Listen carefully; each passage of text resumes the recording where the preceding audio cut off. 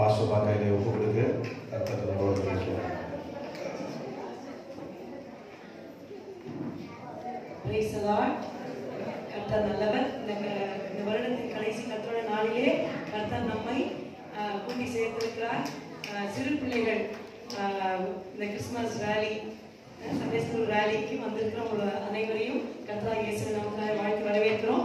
அது ஆரம்பிக்கிறதுக்கு முன்பாக சில வசனங்கள் நாம் கேட்டுவிட்டு செய்யலாம். நான் சொல்ல படிக்க முடியும், நீங்க படிங்க. மார்க் எழுதின சுவிசேஷம் 10ஆம் அதிகாரம் 13ஆம் வசனம். மார்க் எழுதின சுவிசேஷம் 10ஆம் அதிகாரம் 13ஆம் வசனம். அப்பொழுது பிள்ளைகளை அவர் தொடும்படிக்கு அவர்களை அவரிடத்தில் கொண்டு வந்தார்கள்.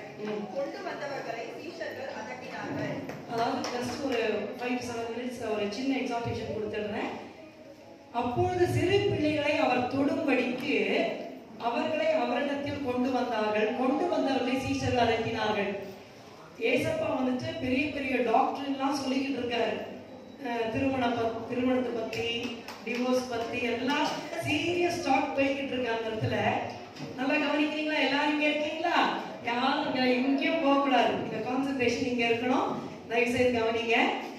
அதுக்கு நடுவுல ஒரு சீரியஸ் டிஸ்கஷன் ஏசப்பாவோட போய்கிட்டு இருக்கு. பெரிய பெரிய பண்டிதர்கள், வேத பண்டிதர்கள் பேசிக்கிட்டு இருக்காங்க. அந்த நடுவுல கொஞ்சம் பேரு சிறு பிள்ளைகளை தொடணும், ஏசப்பா வந்து தொடணும்னு சொல்லிட்டு கூட்டு வராங்க. யார் கூட்டு வந்திருப்பான்னு நினைக்கிறீங்க? பேரண்ட்ஸ், பெற்றோர், தாய் தகப்பன்மார் தான். சில சமயம் வேணா தாத்தா பாட்டி கூட்டு வருவாங்க. ஆனா முக்கியமா அம்மா அப்பாவுக்கு தெரியும் பிள்ளைங்க வந்துட்டு ஆசிரியக்கப்படணும். பாருங்க, அவரிடத்தில் எதுக்கு கொண்டு வந்தாங்க? அவர் தொடும்படிக்கு. Just one touch. கீழே நீங்க வாசிங்கன்னா அதோட ரிசல்ட், அவர்களை அணைத்துக் கொண்டு அவர்கள் மேல் கைகளை வைத்து அவர்களை ஆசீர்வதித்தார். 16 வாசிங்க. அவர்களை அணைத்துக் கொண்டு அவர்கள் மேல் கைகளை வைத்து அவர்களை ஆசீர்வதித்தார். ஆமென். ஏசப்பாட்ட அவ்வளவு வல்லமை இருக்கு. நம்ம மட்டும் மாத்திரம் அவ்வளவு பவர் இருந்தா எல்லாரும் வந்து இப்படி தான் தொடுவோம் நான் நினைக்கிறேன். தொடதானே வேணும், ஒன் டச் தானே வேணும்னு அப்படி தொட்டுருப்போம் நம்ம, இல்ல கரெக்டா? ஆனா ஏசப்பா அப்படி இல்ல. அந்த சிறு பிள்ளைகளை என்ன பண்ணாரு? அணைத்து கொண்டு அவர்கள் மேல் கைகளை வைத்து அவர்களை ஆசீர்வதித்தார்.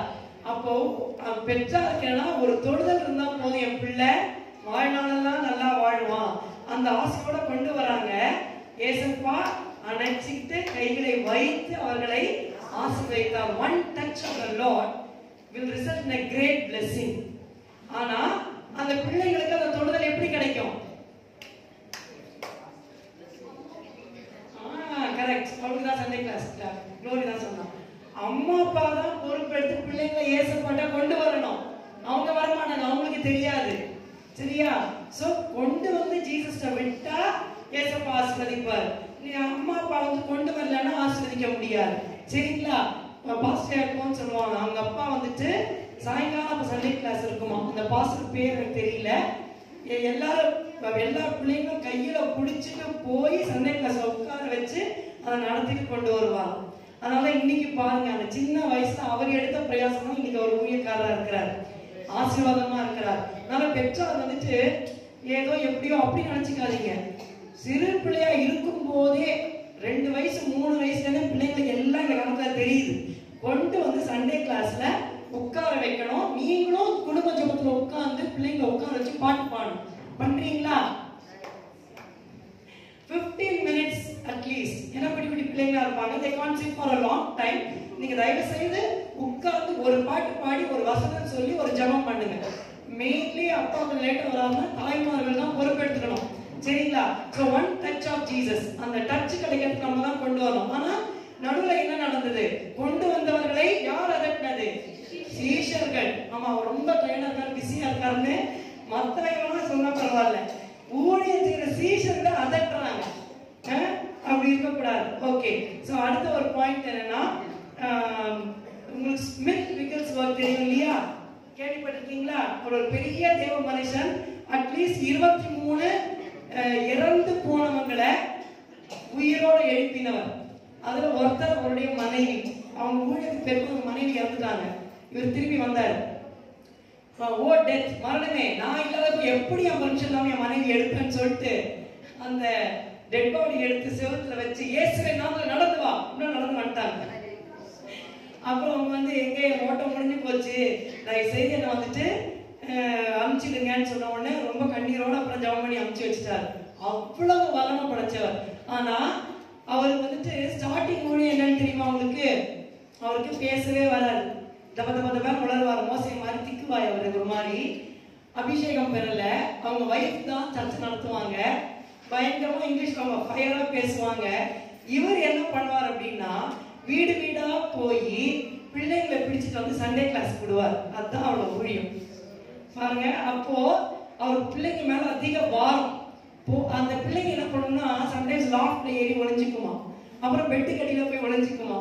ஒவ்வொரு வீடா போய் பெற்றா வர முடியாது, இவரு போய் பெட்டுக்கடியில போய் இழுத்துட்டு வந்து சர்ச்சில் விட்டு திரும்பி ஒவ்வொரு வீடா போய் பிள்ளைங்களை கொண்டு வந்து சண்டே கிளாஸ்ல விடுவார். ஸோ அவ்வளவு பாரமா இருந்தா கர்த்தரோட வாஞ்சியை பார்த்து அபிஷேகத்தால் நிரப்பி பெரிய ஊழியக்காரரா மாற்றினார். அவர்கிட்ட ஒரு நாள் ஒருத்தர் கேட்டார், இன்னைக்கு யாருக்கு எவ்வளவு பேர்ட்ட சுவிசேஷம் சொன்னீங்க? அப்போ சொன்னாராம், I told gospel to 3 full tickets and 1 half ticket. 3 full ticketக்கும் 1 half ticketக்கும் நான் சுவிசேஷம் சொன்னேன். அப்போ வந்து ஓ அப்படியா, 3 பெரியவங்க கிட்டயும் 1 குட்டி பிள்ளைகிட்டயும் சுவிசேஷம் சொன்னியா அப்படின்னு. இல்ல இல்ல இல்ல இல்ல, நான் 3 குட்டி பிள்ளைங்க கிட்டயும் ஒரே பெரிய ஆள்கிட்டயும் சுவிசேஷம் சொன்னேன். பாருங்க இந்த குட்டி பிள்ளைங்க நான் நீ சொன்ன மாதிரி a great life in front of them. அன்னைக்கு கூட சொன்னேன் கேண்டில்ஸ் பத்தி சொன்னேன்.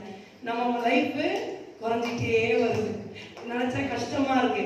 ஆனா we should pass the baton before we close our eyes, before our race is over. நம்முடைய ஓட்டம் முடியறதுக்கு நம்முடைய பிள்ளைகளுக்கு அந்த சத்தியத்தை கொடுத்துட்டு தான் நம்ம போகணும். சரிங்களா? சண்டே ஸ்கூல் மொழியும் ரொம்ப ரொம்ப முக்கியமானது. என்ன 5 வயசுல ஆண்டவர் வசனம் கொடுத்து தொட்டார். உள்ளதை உள்ளது என்றும் இல்லதை இல்லது என்றும் சொல்லுங்கள், இதுக்கு மிஞ்சின தீமை உண்டாயிருக்கும். ஸ்டில்சன் என் ஃப்ரெண்டு நான் 5 வயசா இருக்கும்போது இந்த வசனத்தை சொல்லி கொடுத்தான். அதனால கர்த்தர் வந்து மதம் அதெல்லாம் பார்க்கறது இல்லை.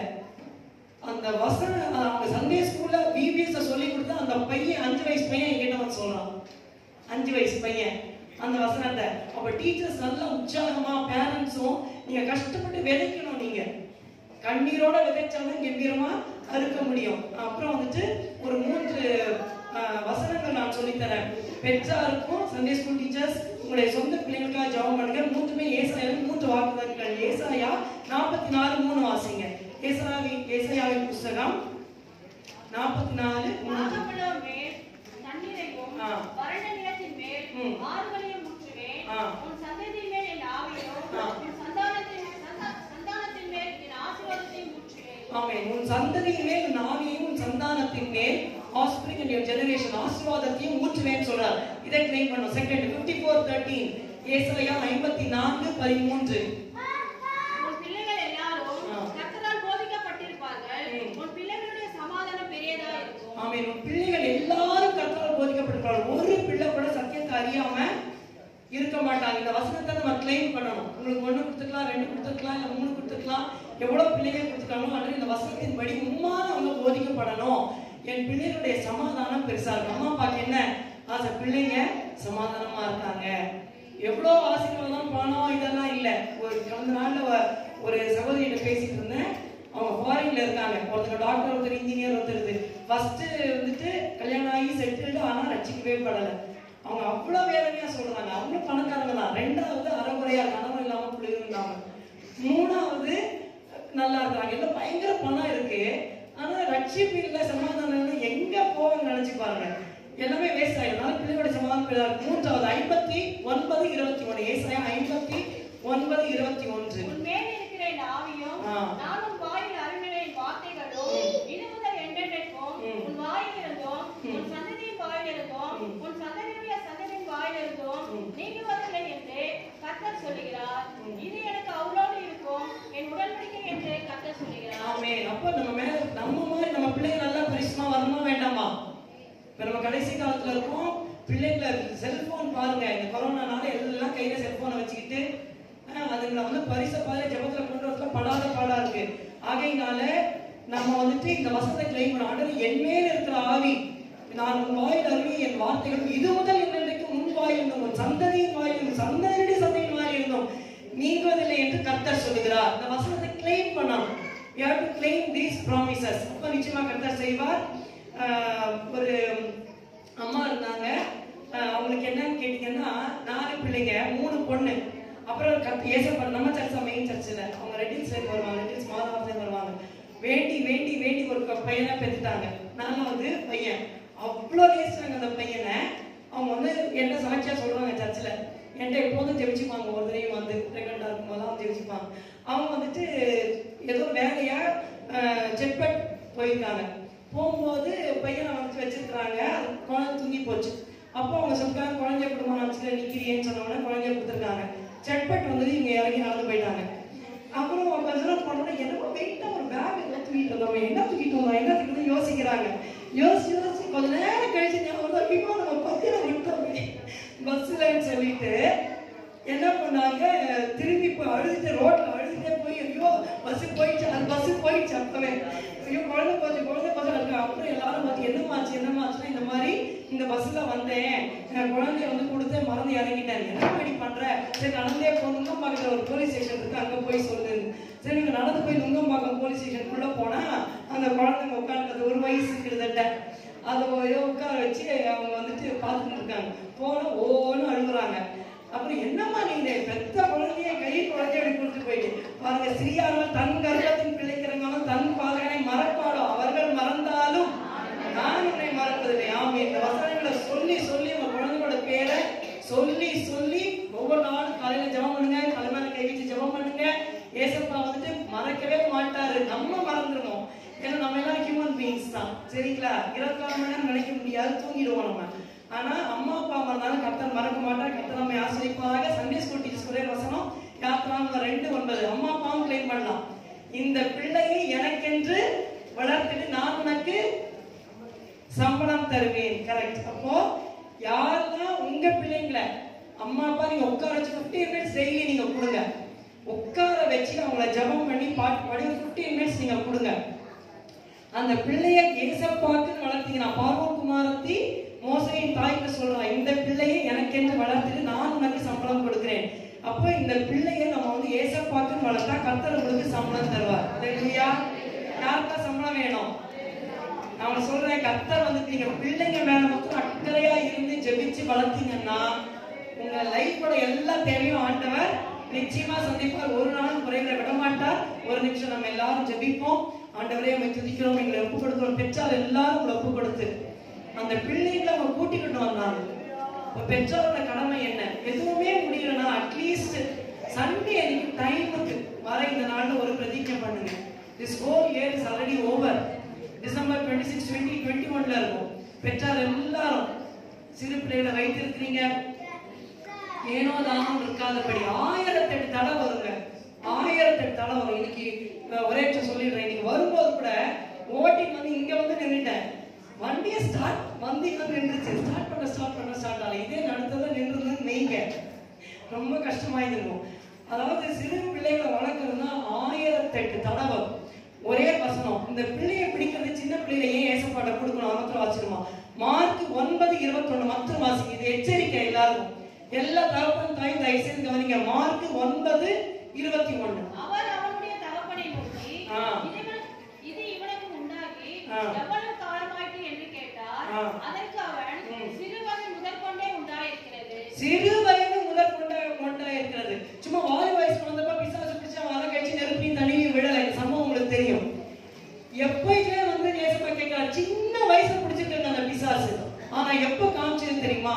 கொஞ்சம் லேட்டா வந்ததுக்கு அப்புறம் வெளியில கிளியை காட்டுது. அதனால குழந்தைங்களை வச்சிருக்கவங்க தயவு செய்து விளையாடாதீங்க. கர்த்தர் உங்ககிட்ட கணக்கு கேட்பார். ஒவ்வொரு அம்மா பாட்டி என்ன கேட்பாரு? நம்ம என்ஜாய் பண்றதுக்கு ஆண்டவர்களை கொஞ்சம் கொலாவறதுக்கு இல்ல, அந்த குழந்தைங்களை பரிசுமா வளர்த்து கொண்டு போய் தேவ சமூகத்தில் நிறுத்தத்துக்கு தான் கொடுத்திருக்கிறாரு. புரியுதுங்களா? அதனால நீங்க வந்து எக்ஸாம்பிளரியா இருந்து இன்னைக்கு ஒரு தீர்மானம் எடுங்க. என்ன வந்தாலும் ஏசப்பா எப்படியாவது சண்டே சர்வீஸ்க்கு டைமுக்கு நான் சர்ச்சுக்குள்ள இருப்பேன். உங்க பிள்ளைங்க பார்த்துக்கிட்டே இருப்பாங்க உங்களை. நீங்க 15 மினிட்ஸ் ஆஃப்னா லேட்டா வந்தா நாளைக்கு அவங்க 1 hour 1.5 hours லேட்டா போவாங்க. நீங்க நினைக்கிறீங்க ஆசிரியப்படுவாங்கன்னு? ஆசிரியப்பட மாட்டாங்க. அதுக்கப்புறம் அச்சின் அழுவல ஒரு பிரயோஜனம் இல்லை. வாரத்துக்கு ஒரு தடவை தானே கொஞ்சம் கஷ்டப்பட்டு தூக்கத்தை விடணும். உடம்பெல்லாம் வலிக்கும். யாருக்குதான் உடம்பு வலி இல்லை?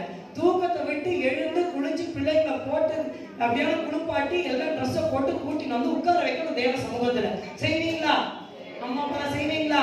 இந்த கட்டத்தை ஒப்பு கொடுப்போம். பிதாவே துதிக்கிறோம், ஸ்தோத்திரிக்கிறோம். எல்லாரும் ஒப்பு கொடுத்து ஒவ்வொருத்தர் இதயத்துல அம்மா அப்பா கை வச்சு ஜெபம் பண்ணுங்க. அன்பின் பிதாவே இயேசுவே, எங்களை ஒப்பு கொடுக்கிறோம் அப்பா. எங்களை நம்பி ஆண்டவரே, ஒரு ஆத்மா 2 ஆத்மா என்று கொடுத்திருக்கிறீர்கள் ஆண்டவரே. கொடுக்கப்பட்ட இந்த கொஞ்சத்தில் நாங்கள் உண்மையாக இருந்து பிள்ளைகளை தேவ பக்தியிலே வளர்க்க அடியாளுக்கும் அடியாளுக்கும் கிருபையை தாரும் ஐயா. எங்களுடைய குற்றம் குறைகள், எங்களுடைய மீறல்களை மன்னியும், எங்களுடைய நிர்விசாரங்களை மன்னியும் அப்பா. இந்த நாளை அறிக்கை எடுக்கிறோம். எத்தனையோ தடவை எங்கள் பிள்ளைகளுக்கு நாங்கள் சாட்சியா இல்ல ஆண்டவரே. ஏசப்பா, we did not live an exemplary life. ஆண்டவரே இயேசுவே, அதற்காக மன்னிப்பீராக. ஏசப்பா, நீ இங்கே இருக்கிற உங்களுடைய பரிசு ரத்தத்தினால் என்னையும் எங்களை ஒவ்வொருவரையும் கழுவும். இந்த நாளிலிருந்து கர்த்தாவே, எங்கள் பிள்ளைகளை குறித்து ஒரு ஆத்மா பாரத்தோடு கர்த்தாவே சாட்சி வாழ்க்கை வாழ்ந்து சரியாக தேவ பிரசனத்திலே பிள்ளைகளை கொண்டு வர எனக்கும் எங்களுக்கும் உதவி செய்வீராக. அப்பா, இந்த இடத்துல அப்பா ஆண்டவரை உண்மையா கொடுக்கிற ஒவ்வொரு பெற்றாலும் ஒரு கரத்தை வையும், ஆசீர்வதியும் ஐயா. எங்க சபையில காலநிலத்துல ஒரு பிள்ளை கூட வழி தவறி போகக்கூடாது கர்த்தாவே. நாங்க எல்லாரும் மகிமையில காணணும்பா. ஒவ்வொருவரும் ஒரு பெரிய ஊழியக்காரரை கொண்டு வர வேண்டும் ஆண்டவரே. இதை ஆசீர்வதிப்பீராக. உம்மிடத்திலே தேவ சமூகத்திலே பிள்ளைகளை கொண்டு வருகிறோம் ஆண்டவரே. தொடுவது மட்டுமல்ல, அணைத்துக் கொண்டு உடைய கைகளர்கள் வைத்து ஆசீர்வதிப்பீராக. நன்றி செலுத்துகிறோம், நன்றி செலுத்துகிறோம். உமக்கே மகிமை செலுத்துகிறோம். இந்த சின்ன சாலையில் பொறுப்பெடுத்துக் கொள்ளும், ஆசீர்வதியும் இயேசுவின் நாமத்தில் பிதாவே. ஆமென், ஆமென். நாம் இதை ஆரம்பிக்க போகிறோம்.